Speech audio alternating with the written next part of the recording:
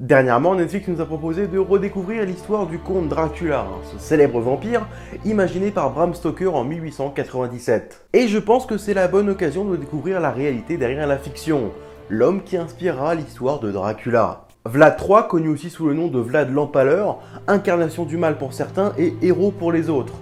Voici la véritable histoire derrière Dracula.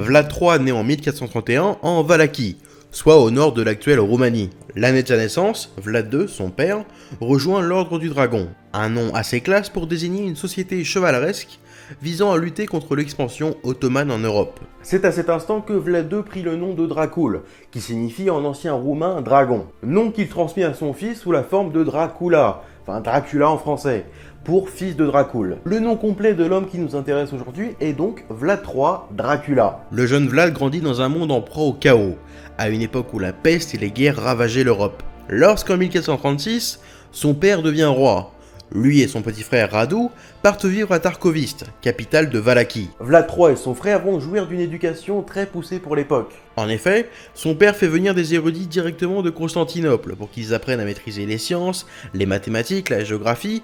Ils apprennent également à parler allemand, grec ou encore latin. Et vous allez voir que même avec une très bonne éducation, ça ne l'a absolument pas empêché de basculer du mauvais côté. Et justement, la vie de Vlad s'apprête à basculer.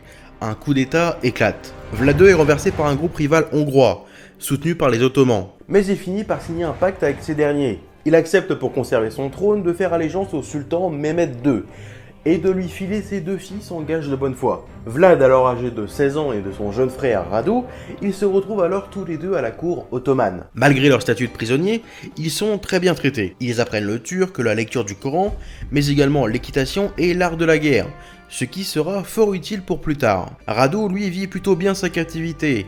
Il s'adapte au mode de vie ottoman et se convertit même à l'islam. Mais pour son frère, c'est une toute autre affaire. Il n'a qu'une seule envie, se venger des Turcs. Parallèlement, le père de Vlad est de nouveau victime d'un coup d'état. Il parvient à s'enfuir avant d'être rattrapé et mis à mort. Le descendant légitime de la couronne de Valachie était le frère aîné de Vlad et Radu, resté avec son père, mais comme il choisit de devenir moine, c'est Vlad qui devient l'héritier du trône. En 1448, Vlad quitte sa prison et retourne en Valachie, où il devient enfin Vlad III. Peu de temps après, il est obligé de fuir en Moldavie, chez son oncle le prince Bogdan II.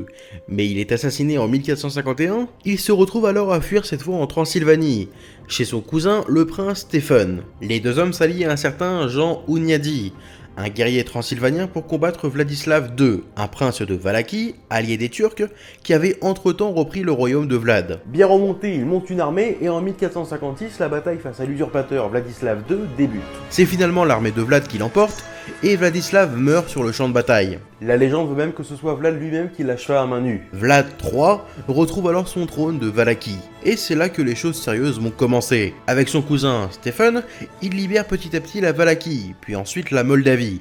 Les deux hommes forment alors une grande puissance dans les Balkans. Vlad va enfin pouvoir se venger des Turcs.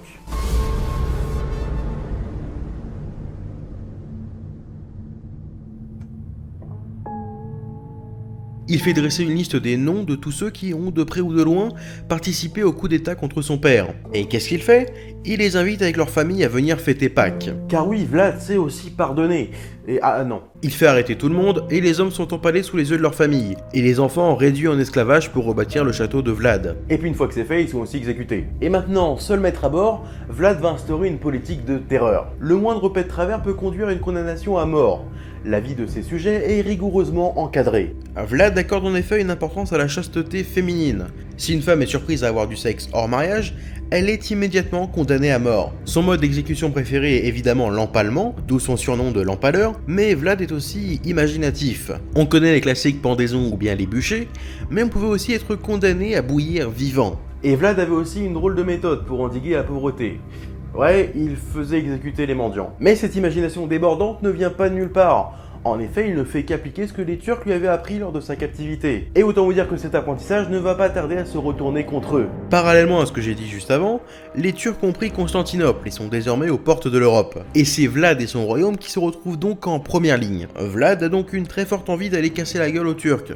Et coup de chance pour lui, après la chute de Constantinople, le pape Pie II appelle en 1460 à une nouvelle croisade pour reprendre la ville. Sauf que bon, en Europe, les croisades c'est déjà fini depuis quelques temps, et ça n'a pas laissé un très bon souvenir, alors autant vous dire que ça ne se bouscule pas pour repartir en croisade. Personne ne veut repartir en croisade, à part Vlad qui lui est super chaud, et le pape lui-même va même le placer comme un modèle de dévotion à la foi. De son côté, le sultan d'alors, Mehmed III, avait désormais entièrement conquis la Serbie ainsi que la Grèce, et une réponse des Européens devenait urgente. Pour calmer le jeu, le sultan envoie des représentants chez Vlad. Sauf qu'ils font la grossière erreur de ne pas retirer leur turban en signe de respect. Vlad ordonne alors qu'on leur plante des clous dans le crâne. Sans nouvelle d'eux, le sultan envoie une petite armée les récupérer. Ils tombent dans une embuscade de Vlad, et la plupart des soldats meurent dans la bataille, et les survivants sont immédiatement empalés. La guerre que Vlad attendait tant a débuté.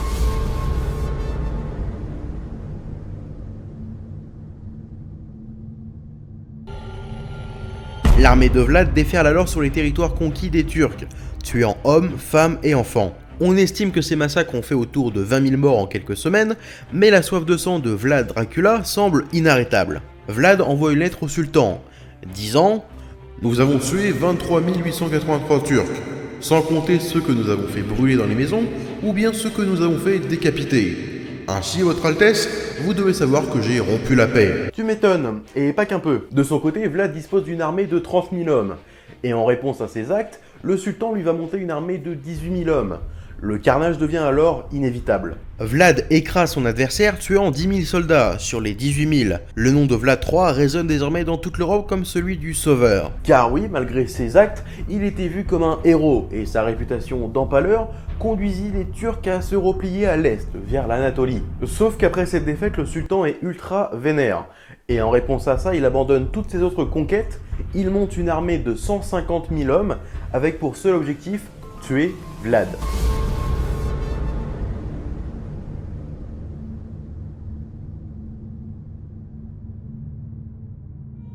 Vous vous souvenez de Radu, le frère de Vlad? Eh bien lui, il est resté du côté des Turcs, et il a maintenant reçu la promesse du sultan de récupérer le trône de son frère, une fois ce dernier tué. Oui, c'est complètement Game of Thrones. Vlad se retrouve donc avec une armée de 30 000 hommes, composée majoritairement de soldats à pied armés de lances, face à une armée de 150 000 hommes, composée de cavalerie, d'archers et d'une toute nouvelle arme venue d'Asie, le canon. Comprenant qu'un face-à-face lui serait fatal, Vlad se lance dans une politique de terre brûlée. C'est-à-dire qu'il se replie en détruisant tout ce qui pourrait servir à approvisionner l'ennemi. Les animaux sont ramenés, les champs brûlés et les puits empoisonnés. Mais lorsque les Turcs reviennent sur les terres qu'ils avaient conquis autrefois, ils tombent sur les restes de 20 000 soldats turcs, en décomposition, qui avaient été autrefois empalés par Dracula. Malgré ça et quelques actes de guérilla, Vlad se retrouve à son point de départ, dans son château en Valachie, encerclé par les Turcs. Et devinez qui c'est qui commande les Turcs qui encerclent le château de Vlad? Son frère, Radu. Vlad parvient à fuir de son château, mais est trahi par un proche et capturé. Il passe 4 ans en prison avant d'être libéré.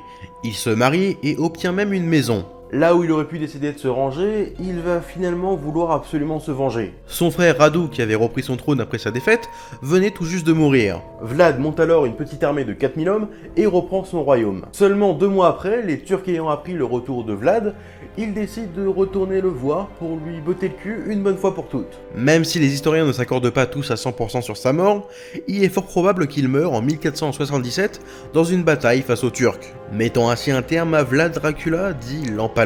Sa tête fut séparée de son corps et ramenée à Constantinople, pour que tout le monde puisse admirer le monstre. On est en fait très loin de l'histoire de Bram Stoker. Il n'y a quasiment aucun point commun, mis à part son nom de Dracula. Il était certes ultra sanguinaire, mais c'était loin d'être le seul de son temps. Non, si vous voulez un personnage qui a vraiment inspiré l'histoire du comte Dracula, je vous invite à découvrir ma vidéo, qui date un peu certes, sur Elisabeth Báthory. Même s'il est aujourd'hui considéré par beaucoup comme un monstre, il fut pendant très longtemps considéré comme un héros dans toute l'Europe. Et aujourd'hui encore en Roumanie, l'histoire de Vlad III est davantage celle du héros qui repoussa les Turcs, plutôt que le tueur froid obsédé par la vengeance. Merci de regarder cet épisode, un peu différent d'habitude vu que c'était une biographie, je fais pas souvent, peut-être plus à l'occasion. Pensez au like, aux commentaires, vous abonner, me suivre sur Twitter, Instagram, allez me soutenir sur YouTube si vous avez envie pour aider la chaîne. Un grand merci à ceux qui le font. Quant à moi, je vous donne rendez-vous dans de prochains épisodes.